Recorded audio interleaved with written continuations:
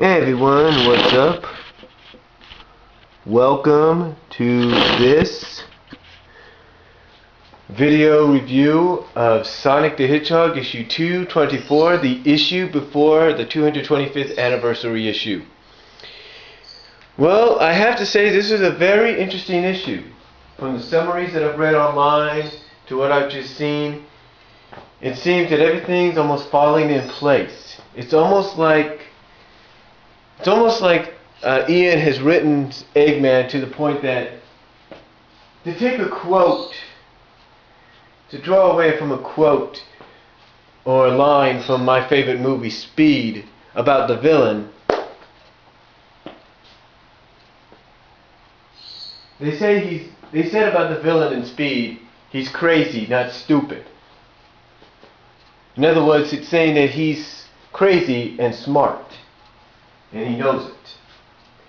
Well, that seems how he's portraying Eggman here in this issue. Even though Snively in one of the panels asked Eggman if they should at least test the first unit or something. I think it's the first stage, he says. Let me check.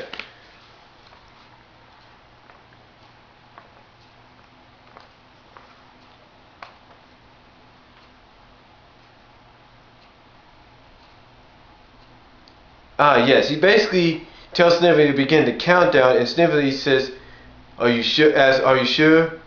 Shouldn't we wait until stage 1 is at least?" Basically, he's asking, shouldn't they I guess he just wants to make sure everything's 100%. But I guess Eggman's so impatient that he wants to, as he puts it, remake the world in his image. Now, what's intriguing about this, folks, is that you've got a character, another villainous character or something like that, in Nagas. Now, Nagas apparently, I guess, is beginning to influence even the Council and Elias. Because instead of fighting against him, it's almost like he's making the Council and even Elias look at the fact that he's making sense.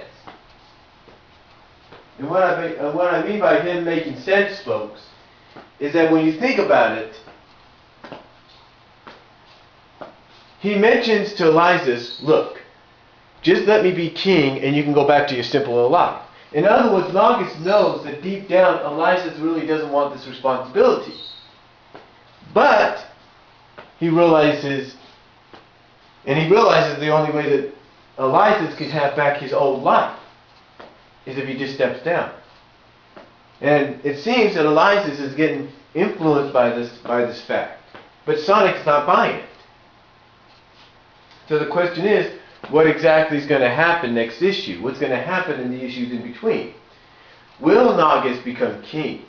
Because when you think about it, Nagas is the only one that can actually outmatch Eggman magic against technology. But the question is, will that happen?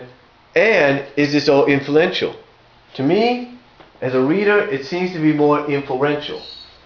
In other words, they're being influenced by Nagas' magic, because when you take a look at his staff, the emerald's growing. So in other words, he's influencing them to make the decision to make him king. But will that happen? Now, during this whole situation, we also find out, of course, if you read the 5 preview pages, that apparently at first Sally and the Freedom Fighters accused Jeffrey of murder, if you will. Basically by saying that he's the one that killed Hershey. But he has to say, I would never do such a thing, and that my wife, Hershey, died while fighting the Eggman Empire. Now, we don't really know if that's true or not still, because let's not forget, Ian Flynn has gone on record and says he has plans, if you will, for Hershey. But what kind of plans are those? We don't know. Now, apparently they do kind of put a stop to the fighting. Because Sally's basically asking him, okay, you say you're in the right, you say Nagas is king. Well, let's just stop for right now. And, she tells Bunny and Antron, keep an eye on him. Keep an eye on him. Okay? I think that's what she says.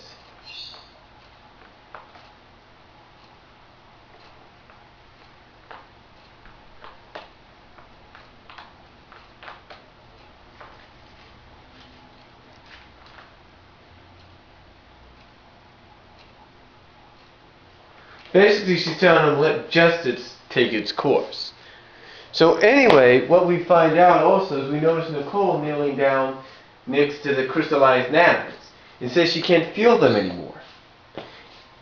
And by overhearing this, the people realize, hey, if this Nagas can do this to the nanites, maybe he is who we need.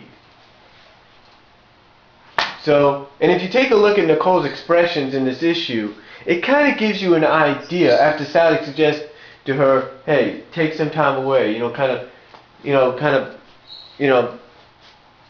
take a leave right now until things cool off. Or digitize out, you know what I mean? So it kind of tells you maybe who might be the forerunner for death, for life hanging in the balance or at death's door. It might give you a forerunning thought process. Now, some people I know still say it could be Sally. She's a possible candidate. Because according to the preview in 225, it's the most shocking issue ever. It's the most shocking. But what is shocking? We've heard Ian say most shocking before. How can this outdo those? Who is the character?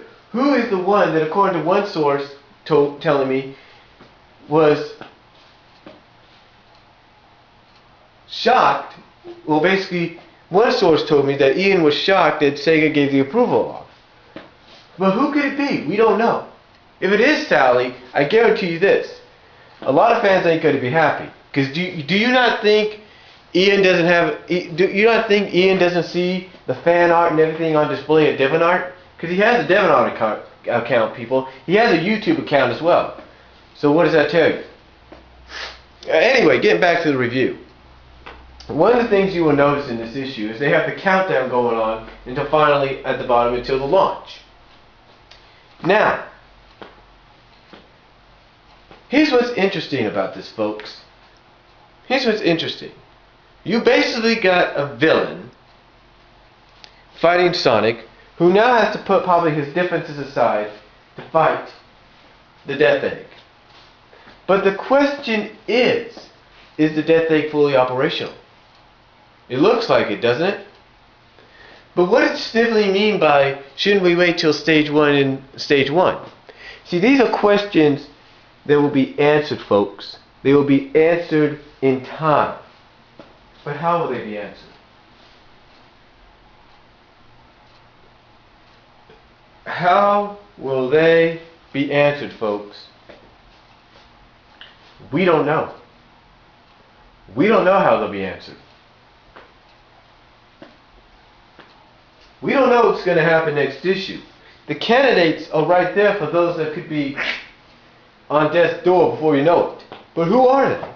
Who is it? Who could it be? I think if you read this issue, either through having an issue of your own, going to Tails, kickass.net and downloading it as a CBR, and converting it to a RAW file, or going on YouTube and reading it, courtesy of people like Sonic Comic World, then you'll kind of get an idea of who could be the leading candidate now. Because what else is it going to take for the people to realize that a certain person has been on their side the whole time? What's it going to take? I mean, I know a lot of you are saying there's no way it could happen. Well, think about it. If the nanites could be crystallized and cease to exist, who's the leading candidate for that exact same situation? Exactly. Nicole is a candidate. But we don't know if it's Nicole, folks. We don't know if it's her. We don't know who it is. But I can say this. Right now, the leading candidate's her. There's no doubt about it. Because let's not forget about the prophecy. Whether Ian Flynn likes to continue on and add the elements of what's been done in previous stories. Let's not forget, it's been prophesied in this continuity that Nicole dies in battle. So what better way for that to happen? Think about it. The nanites get crystallized, she can't feel them anymore. I mean, people, if it doesn't make sense there, I don't know what does. Now, I know people look at that sketch cover, which you can also see at the end of this issue, and they think it's got to be Sally. Again, I don't think it's Sally, especially with the fact that she's in the Genesis story. So why would you kill her and do Genesis? Doesn't make sense. Overall, I thought this was actually a pretty good issue. I thought this was really good. It's a real good lead-in for 225. So we'll see what happens. And to be honest, I think, again, we know who the forefronter is for whose life could be hanging in the balance and be possibly out of here in 225. But again, we've been wrong before, but I don't think we are now. And if we are, I'll give Ian credit. But right now, we'll just have to wait and see. So overall, I give this issue a 10 out of 10 for a great setup to the anniversary issue. And man, it still leaves you asking questions though. But I think we got some answers thrown our way. Again, read this issue. Doesn't matter how you do it. YouTube, TalesKickass.net, or wherever. Buy it at a store if you have to. But read it and look at the expressions on Nicole. And then take a look at the clues of crystallized nanites that are not living anymore, if you will. Cannot be felt anymore. I think these clues are there, people. But again, we've been wrong before. Will we be wrong again, or will we be right? This is an issue you have to pick up, folks. This here is an issue you have to pick up and read. It's really good. 10 out of 10. Definitely a good lead-in to the 225th anniversary issue, which comes out later this month and the first week of June for me. So, 10 out of 10. Definitely check it out, and I will talk to y'all later.